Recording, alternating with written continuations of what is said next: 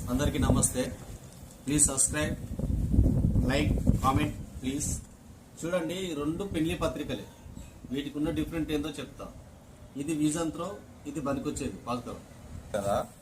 ఇది దీనికి ఏముండదు, రెండు కాగితాలు ఉంటాయి. పెళ్లి అయిపోయిన తర్వాత తీసి పడేస్తారు అంతే. ఇది తీసి పడేస్తారు. పడేసిన తర్వాత దీనికి అవసరం లేదు. ఇది చూడండి, ఇది కూడా పెళ్లి పత్రికే. ఏముంది, గాయత్రి రామాయణం ఉంది. అయితే దీన్ని ఏం చేశారంటే తెలివిగా వాళ్ళు ఆర్యవైశ్యులు అంట. చూడండి, వాళ్ళ అబ్బాయి ఒకడే పుత్రుడు.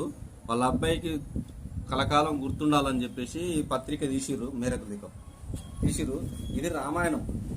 ఇది పెళ్లి పత్రిక ఉండని రోజు, ఉన్న రోజులు వాళ్ళ గుర్తుంటుంది.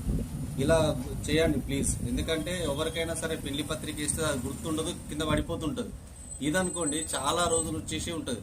ఇది 50 రూపాయలు 100 రూపాయలు పెడతాం. దీనికి ఇంక 20 రూపాయలు ఎక్కువ పెడితే బుక్ వస్తుంది. చాలా మంది పెద్దవాళ్ళు రామాయణం చదువుకునే వాళ్ళు ఉంటారు. చిన్న వాళ్ళకు కూడా చెప్పడానికి యూజ్ ఉంటుంది. రేపటి భవిష్యత్తులో మీ ఇంట్లో ఎవరైనా పెళ్లి కానీ చేస్తే ఇలాంటి పత్రికలు చేయండి. నేను కూడా మా ఇంట్లో ఏదైనా శుభకార్యం జరిగితే చాలా మందికి ఇదే సజెషన్ ఇస్తాను. మీరు కూడా సజెషన్ ఇవ్వండి. నమస్కారం.